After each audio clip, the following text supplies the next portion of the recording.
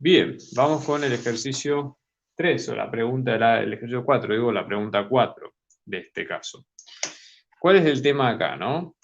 Fíjense, en el caso 4, acá la pregunta 4 habla de lo siguiente, ¿no? Yo voy a tener un tiro oblicuo, ¿sí? Y lo que quiero hacer es tratar de ver en qué punto de esa trayectoria voy a tener el radio, ¿sí?, de curvatura mínimo o el más pequeño que pueda tener. Entonces la idea sería la siguiente, ¿no? Yo acá voy a poner un gráfico bien clásico del problema, ¿sí? O sea, vamos a tener, por ejemplo, esta sería el módulo de velocidad V0 y este es el ángulo alfa, ¿no? Entonces yo voy a tener acá la trayectoria. Acá lo importante que tener en cuenta, chicos, es lo siguiente. Si estamos en un tiro oblicuo, vamos a tener básicamente siempre vamos a tener la misma aceleración, que no va a cambiar punto a punto, ¿sí? Eso es importante tenerlo en cuenta. ¿Cuál es esa aceleración? Porque obviamente, ¿qué es lo que pasa? Punto a punto, yo voy a elegir acá 3 puntos bien distintivos, ¿sí?, de la trayectoria para hacer la cuenta. En esos 3 puntos, la única fuerza que actúa es la gravedad, con lo cual la única aceleración que yo voy a tener en esos 3 puntos es siempre el vector de la gravedad, que en este caso, esto me queda como menos g por el versor j, ¿sí?, según el sistema de referencia que yo tomé hasta acá. ¿Está bien? Por ende, ¿qué es lo importante tener en cuenta? Aparte de esto, acá está hablando del radio de curvatura, ¿sí? Con lo cual, ¿qué es lo que yo tengo que hacer? Tengo que tratar, ¿sí?, para encontrar radio de curvatura, usar lo que es como es las coordenadas intrínsecas de mi problema, que básicamente las coordenadas intrínsecas son 2, y varían punto a punto, ¿sí? Las coordenadas intrínsecas, según el punto en el cual yo me pare, tengo básicamente un eje tangencial a la trayectoria, ¿sí? O sea, un eje que va como una derivada en esa trayectoria, y después tengo otro eje que es perpendicular a la misma. ¿Está bien? Esa sería un poco la idea de esto. ¿Está bien? Con lo cual, nosotros, ¿qué es lo que tenemos? Yo, por ejemplo, elegí estos tres casos, ¿no? Por ejemplo, este es el caso A, este es el caso B y este es el caso C, como son representativos, ¿no? Por ejemplo, el A es antes del pico, ¿sí? El pico siempre en estos casos es importante en lo que es tiro oblicuo porque tiene como a unos significado un poquito especial, ¿no? Después tenemos el B, que es en el pico, y después tenemos el C, que es después del pico, ¿no? ¿Cuál es la idea en este caso, por ejemplo?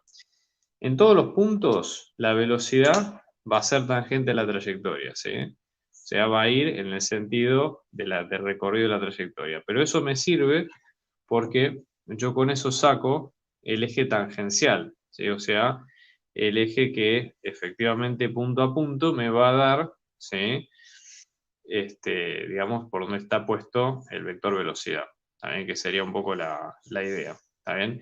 Y después de eso tengo lo que es el eje normal, que apunta siempre hacia el centro de la curva. Entonces tengan en cuenta eso porque apunta, digamos, hacia el centro, ¿no? Entonces en ese caso, yo tengo, por ejemplo, el eje normal en estos 3 puntos, ¿sí? Cada uno, ya les digo, esto se puede replicar en los infinitos puntos, ¿no? Pero esto sería como para tener una idea, ¿sí? Y acá está el tema, porque ¿qué es lo que va a pasar? Ustedes tienen que tener en cuenta que la aceleración en todos los puntos siempre es el mismo vector, ¿sí? Con lo cual, yo después a esa aceleración la puedo descomponer. Si yo voy a tener dos tipos de aceleraciones que las voy a pintar acá en rojo.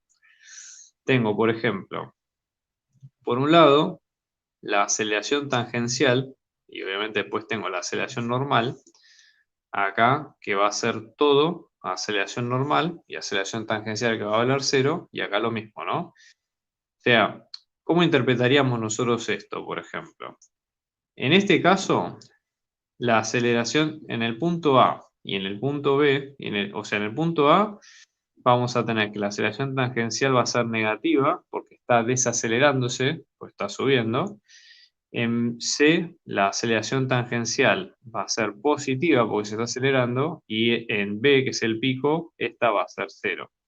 ¿Está bien? ¿Quién es el que nos da el radio de curvatura? Bueno, si nosotros ponemos el vector aceleración, que en este caso esto nos queda, la aceleración normal por el versor normal más la aceleración tangencial por el versor tangencial, el radio de curvatura siempre nos lo da la aceleración normal, ¿sí? O sea, en este caso, ¿quién es la aceleración normal? Es el módulo de la velocidad al cuadrado sobre el radio de curvatura, ¿sí? Entonces, acá lo importante es lo siguiente. Además de esto, lo que hay que tener en cuenta es, por ejemplo, cómo nos queda el ángulo de cada trayectoria según lo que nosotros vamos teniendo. O sea, el ángulo va cambiando trayectoria a trayectoria, según como nosotros nos vamos poniendo en cada caso, ¿sí? Entonces, la idea acá es la siguiente.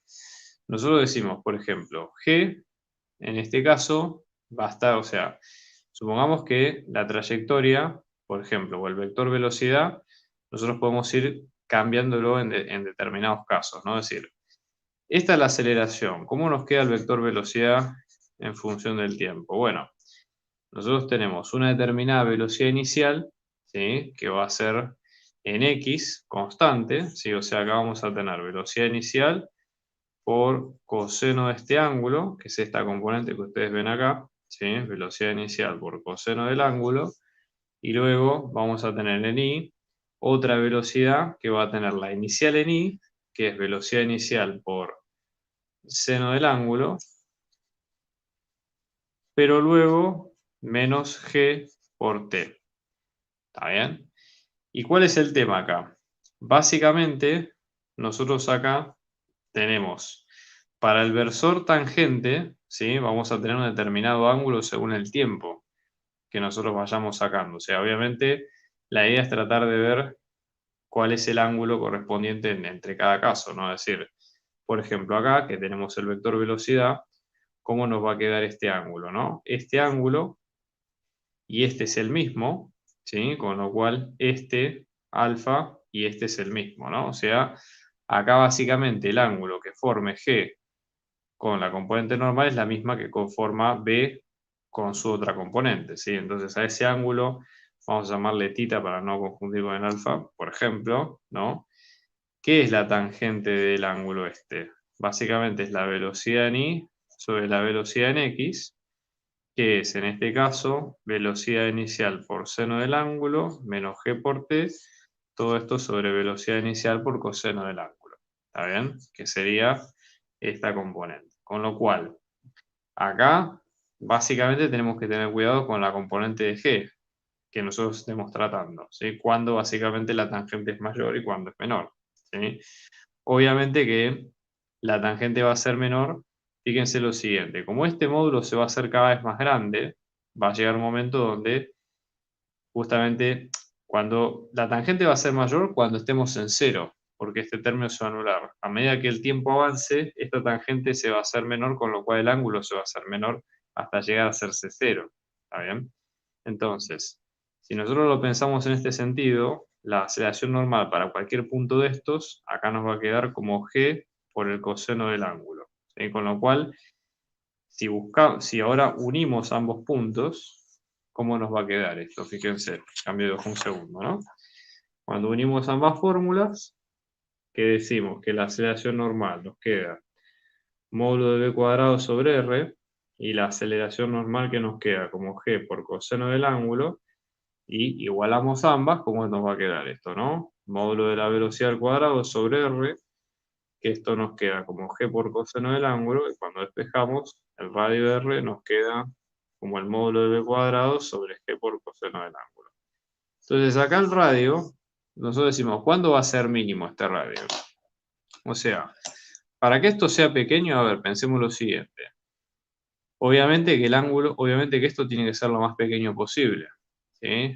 Pero por otro lado también juega el tema del coseno del ángulo, ¿sí? O sea, el coseno con el cual nosotros estemos trabajando, porque ¿qué es lo que pasa? Coseno, por ejemplo, es una función, supongamos que estamos en un ángulo, digamos, común entre 0 y pi sobre 2, ¿no? Entonces, cuando llega arriba de todo, esto se hace lo más pequeño posible, ¿también? O sea, con lo cual puede ser que el radio de curvatura sea menor en un sentido y en otro, pero acá lo importante también es tener en cuenta, ¿sí? Cómo varía el módulo de la velocidad con la altura, a la cual nosotros nos estamos refiriendo, ¿sí? Entonces, en este caso, la idea sería la siguiente, ¿no? Si consideramos, por ejemplo, el caso del módulo de la velocidad como el más determinante, nosotros decimos, R va a ser mínimo si el módulo de B va a ser mínimo, en principio, ¿sí? Entonces, ¿cuándo va a ser la altura, la velocidad mínima? Nosotros, fíjense, acá podemos plantearlo por trabajo de energía, pero una forma fácil de darse cuenta de esto, simplemente, es pensar o mirar la fórmula, ¿no? O sea, porque fíjense qué es lo que ocurre. Módulo de B básicamente es, ¿qué es el módulo de la velocidad? Es velocidad en x al cuadrado más velocidad en y al cuadrado raíz cuadrada, ¿no? Y acá tenemos velocidad en x y acá tenemos velocidad en y. La velocidad de x es una constante porque sale, digamos, del tiro oblicuo que teníamos al principio. Pero la velocidad en y, como es una función que resta, en algún momento esto se hace cero, ¿sí? Porque empieza con un valor positivo hasta que se igualan los términos y luego baja a ser negativo. Entonces, la velocidad de I se hace cero, ¿dónde? Básicamente en el máximo, que es lo que nosotros dijimos hace un rato. La velocidad termina de subir, se hace cero y luego empieza a bajar. Con lo cual, en ese caso, vamos a tener la velocidad mínima, ¿sí? Entonces, básicamente decimos, módulo de velocidad es mínima, ¿sí? En punto más alto, y ahí lo que nosotros tenemos es que el radio de curvatura es proporcional a b cuadrado, con lo cual, si esta va a ser mínimo, obviamente el radio va a ser mínimo. Entonces, colorín colorado, conclusión de este punto es que el mínimo está arriba de todo. Sí, listo, ya está. Con eso no hay problema. ¿Está bien? Bueno, ahí leo comentarios. Tincho, gracias por la buena onda. Tanto que nos han pedido de física y sí, estamos haciendo un poco a la carta. Pay per view, acá hay gente que, buena onda, que nos provee este material. Así que vamos a tratar de ver cómo sale, ¿no?